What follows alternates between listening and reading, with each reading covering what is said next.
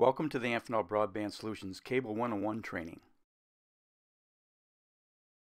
In this training, we'll look at cable history and how cable got started, show the components that make up a cable system, show the different cable architectures, explain analog and digital signals, look at the downstream and upstream signal flow, and explain what is HFC, DOCSIS, VoIP, and MoCA. Let's start from the beginning. In the late 1940s, the major cities such as New York, Chicago, and Los Angeles had access to off-air broadcasters such as NBC, ABC, and CBS. These networks placed broadcast antennas in the large metropolitan areas, and anyone in those areas could receive free TV just by using a rabbit ear antenna. Anyone living outside of the transmit area could not receive the off-air broadcasters, such as in Mahanoy City, Pennsylvania, which was outside the transmit area of the Philadelphia towers and unable to receive the signal. An appliance store owner, John Walson, in Mahanoy City, Pennsylvania, is credited with creating one of the first cable systems. He was having a hard time selling TVs, as Mahanoy City was surrounded by hills which prevented the TV signal from reaching them, and the customers could not receive the networks. So he installed an antenna mounted on a 70-foot pole on the top of a hill outside of town, and was able to receive the three networks from Philadelphia. He ran a cable from the antenna into and throughout town to service customers, and charged a small monthly fee for the service. Because the system required all of Walson's customers in the community to share a single antenna, it was called Community Antenna Television, or CATV. CATV systems spread quickly across the rural areas of the U.S., and the rest is history. Let's look at the components that are needed to create a cable TV network. A lot of advancements have been made over the years, and we'll look at those later, but the core structure of the system is still in place. The first part is the head end. This is where all the signals are received, processed, and transmitted from. It's the main control center, the brains of the operation. It receives signals from off-air broadcasters from antennas, satellite services, signals through fiber optic cables, phone and internet services, home security, utility monitoring, local origination, schools, government, and more. The head end may have tall towers with off-air broadcast antennas on them to receive signals from the local broadcasters. Many of these towers have disappeared with the introduction of fiber optics, as most head ends are connected directly to the broadcasters through the fiber optics. In the late 1970s and early 1980s, satellite services became available, starting with HBO, WTBS, MTV, CNN, etc. These are received from satellite dishes. The programmer satellites orbit the Earth at 22,236 miles above the equator. There are several programmer satellites with different services on each one. The programmers use a transmit dish, uplink their content to the satellite, and the head end, using a receive dish, downlinks the content. Satellite service revolutionized the cable TV industry. Now there were additional channels available that could not be received with an antenna. So now there is content that the cable operators could market not only in the rural areas, but also in the large urban areas. So cable systems started to be built in the urban areas. At the head end site is a building that houses all the equipment. Depending on the services, it could be a small building, standalone structure at a remote site, or it could be co-located at the cable office. Inside the building is housed all the signal processing equipment and support equipment.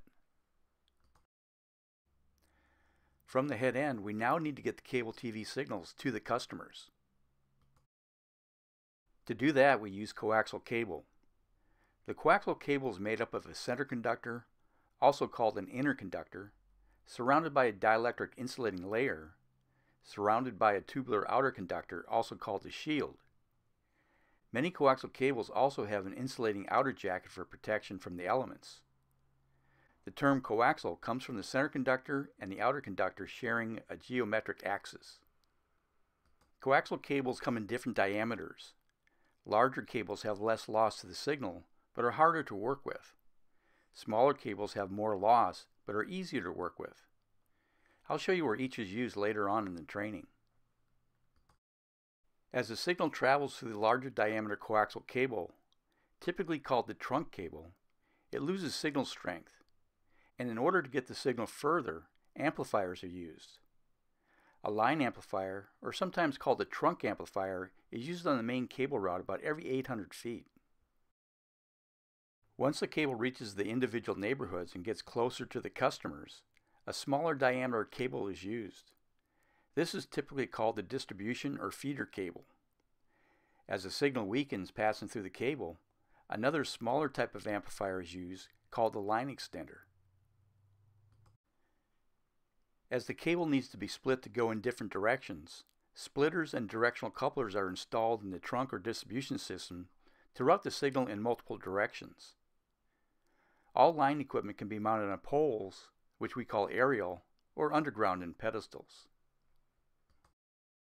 In order to feed signal to a customer's home, a directional tap is used in the feeder cables to provide connection points for service drops to the customer's home. These come in 2, 4, or 8 ports, depending on how many customers need to be serviced from each location.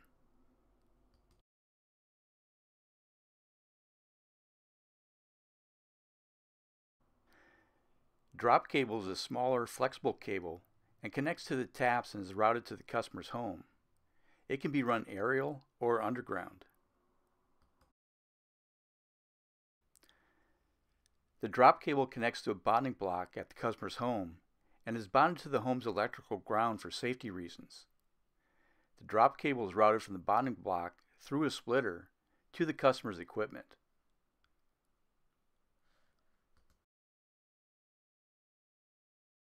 Let's look at how the signal gets from the head end to the customer. Here we have our head end, and now we need to get the cable signals to the customers. The main system carrying the signal from the head end throughout the system is called the trunk. It's designed to get the signal to all areas using a minimum of active or electronic devices. This uses the larger diameter coaxial cable and the line or trunk amplifiers. To get the signal to the individual neighborhoods, the signal splits or branches off from the trunk and uses the smaller diameter cable and the line extenders if the signal needs to be amplified. This is called the distribution or feeder. This type of design is called the tree and branch architecture, as it resembles a tree with its trunk that splits off to feed branches. Taps are then installed close to the customer's home, which the drop cables are connected to feed each individual customer.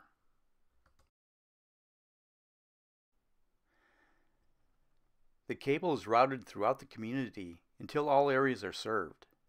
This may require installing 30 or more line or trunk amplifiers in a row, or cascade, to distribute the cable signal to the entire community.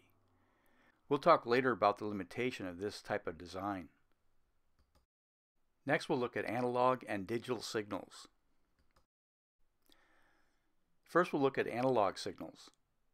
An analog signal is any continuous signal that may vary in amplitude, signal strength, or frequency, time. Let's look at a couple of examples. Sound is a vibration that travels as an audible wave of pressure. The sound waves travel into the ear canal until they reach the eardrum and we can hear the sound. In this example, 2 people talking. When we see something, what we are seeing is actually reflected light. Light waves bounce off objects and into our eyes. In this example, a boy is seeing a dog.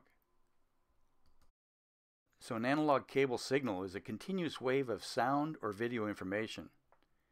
If we tried to send all the sound and video information of each of the surfaces down the coaxial cable as it is, they would collide together and they wouldn't go anywhere. So they need some way to be transported down the cable without colliding with each other. To do this, we create a carrier or a channel that they can ride on, as in this example, a train.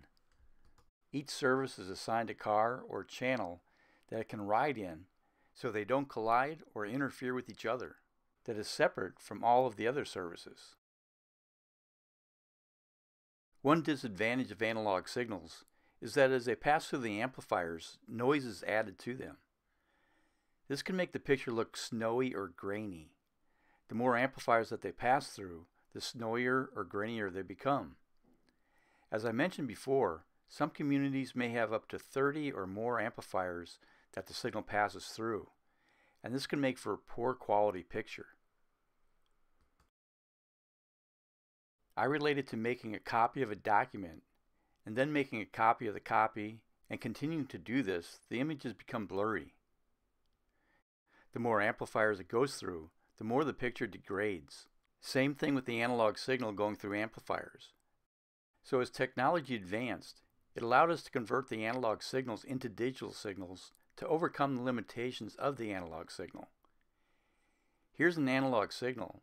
To convert it to a digital signal, samples of the analog signal at specific points are converted into digital signals of ones and zeros, which is the digital language. At the head end, the analog signals are converted from analog to digital. Today, many of the signals are received at the head end already converted to digital.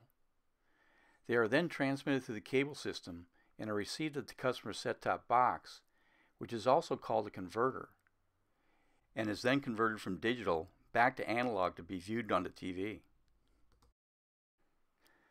When we compare the picture quality of an analog signal to digital as it travels through the cable system, we can see the advantage of the digital signal. The digital signal provides a good quality signal until the signal degrades to the point where the ones and zeros are not recognized, and then the picture freezes or tiles, or also called pixelation.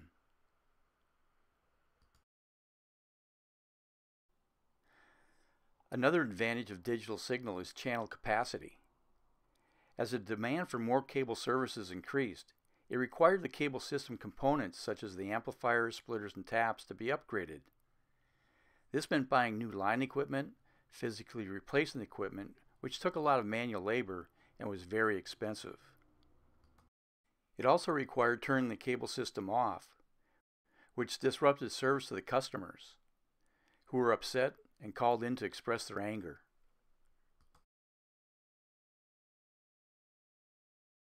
Digital signals can increase channel capacity. Here's our train with the channel cars. With analog, we're only able to put one service in one channel. As an example, ESPN.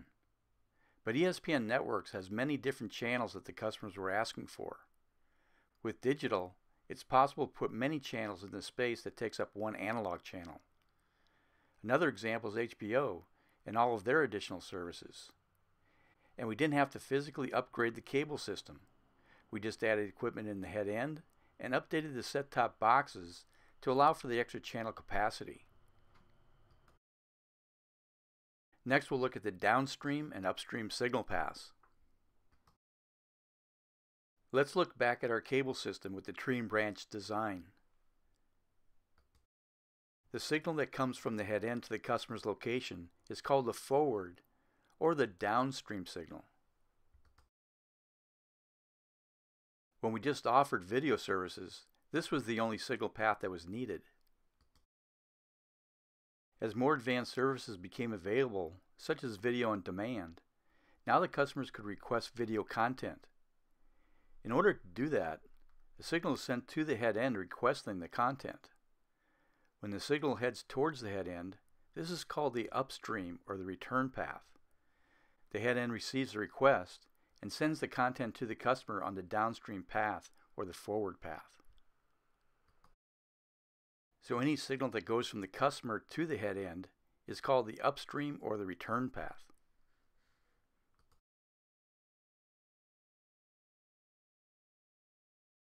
All of the advanced services such as high-speed data and voice over IP require the use of upstream and the downstream signal path. With high-speed data, we download information and stream content, as well as request content and upload information. With voice over IP, we need to receive and transmit voice information. I like the terms downstream and upstream as I think it gives a good picture of how the signals flow. It's easy to swim downstream, not a lot of resistance. Same with our cable signals. It's fairly easy to send a lot of signals from the head end to the customers. With the upstream, it's very difficult to swim upstream. Upstream, there's a lot of resistance as you fight the current. Not many fish make it upstream. With our cable signal, it's a challenge getting signals from the customer back to the head end, and we don't have as much capacity as compared to the downstream. We spend more effort getting signals upstream than we do downstream. Next, we'll look at a cable architecture called hybrid fiber coaxial, or HFC. Here we're looking back at our tree and branch architecture.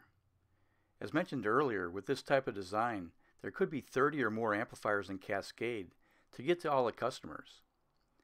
This has its disadvantages, such as the noise and distortions created by each of the amplifiers that degrades the signal quality. Any issue with any of the amplifiers along the cascade will have a negative impact on any customers past that point. And with the increased need for upstream signals, it's very difficult to get quality signals back to the head end with long amplifier cascades. Fiber optics helps us to solve these challenges. A fiber optic link changes an electrical signal into light, sends or transmits the light wave through the fiber, and then changes the light back into an electrical signal. We incorporate fiber optics with our existing coaxial cable system to form an architecture called HFC, which stands for Hybrid Fiber-Coax. The HFC design uses a fiber node. This looks very similar to the line amplifiers. It receives the cable signals through a fiber optic cable and then converts the light into electrical signals, which are sent out through the coaxial cables. The intent of the HFC design is to overlay the existing coaxial cable system with fiber optic cable and reduce the amount of amplifiers in cascade from up to 30 down to 4 or less.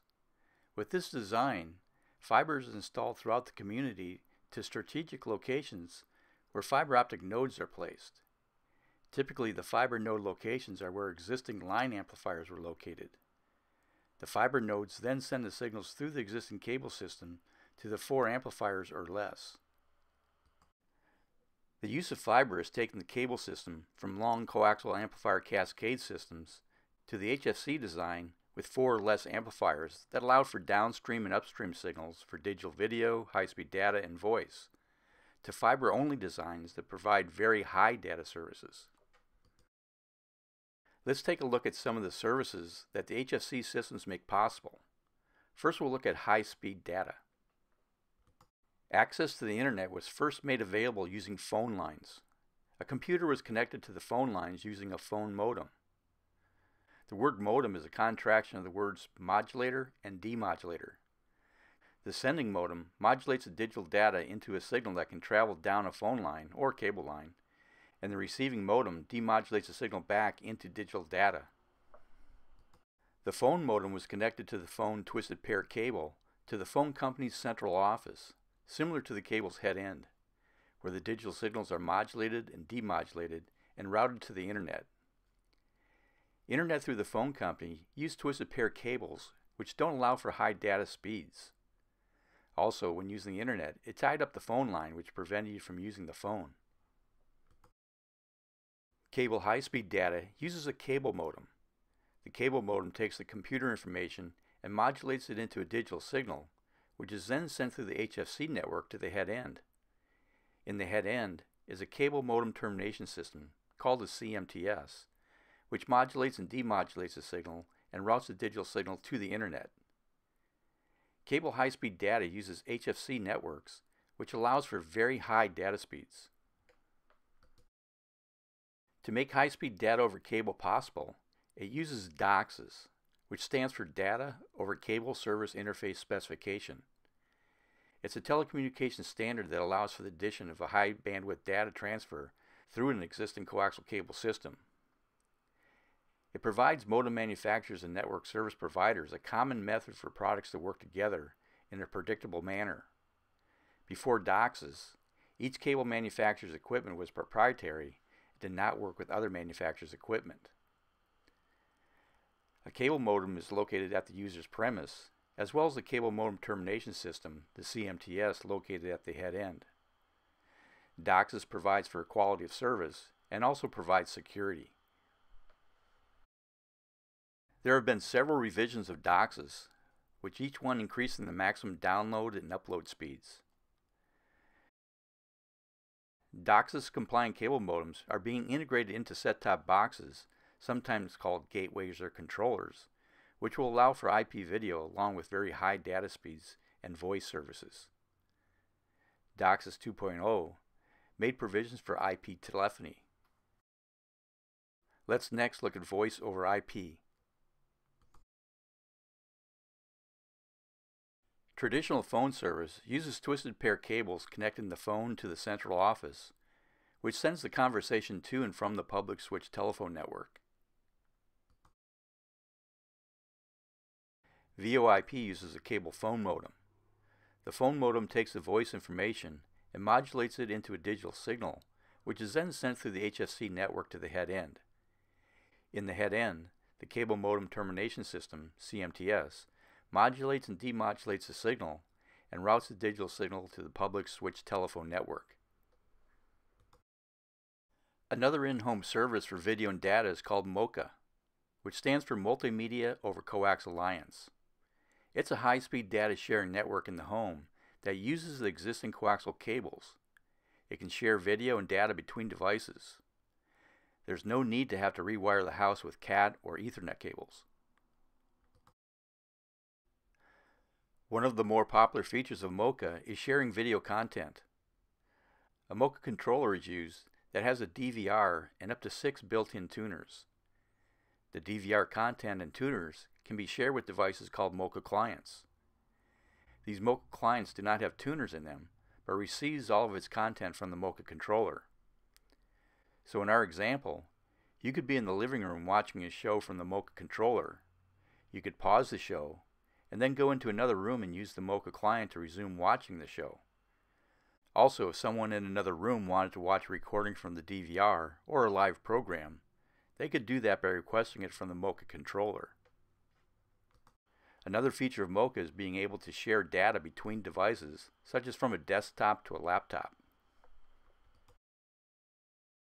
Let's review what we've covered in this training on Cable 101.